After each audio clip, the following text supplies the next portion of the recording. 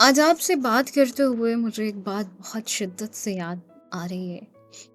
कि आसमानों में उड़ते हवाई जहाज को देखते हुए एक बच्चा जो कहीं खेतों में नीचे खड़ा होता है और ये ख्वाहिश करता है कि काश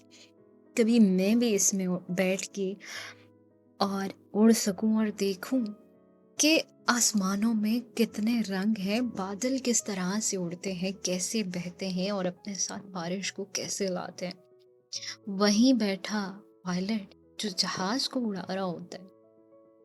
वो ये सोच रहा होता है नीचे देख के किसी खूबसूरत सी वादी को, जहाँ बहुत सरसब्ज पौधे खिले होते हैं, फूल फूल खिले होते हैं,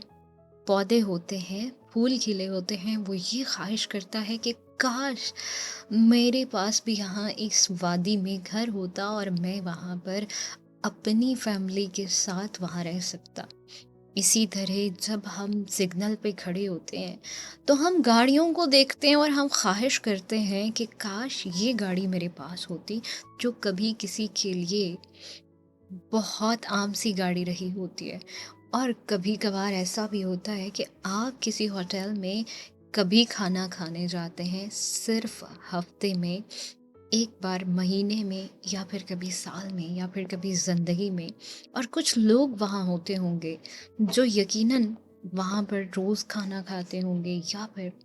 उनकी दस्तरस में होगा। तो हमें ये सोचकर बहुत खुशी होनी चाहिए कि हमारे पास जो हासिल है, हो सकता है वो किसी का ख्वाब हो। हमें ये अपने आप को याद दिलवाना चाहिए कि जो हमारे पास है हमें उस पे राज़ी होना चाहिए, क्योंकि हमारे पास जो होता है हम उस पे राज़ी नहीं होते।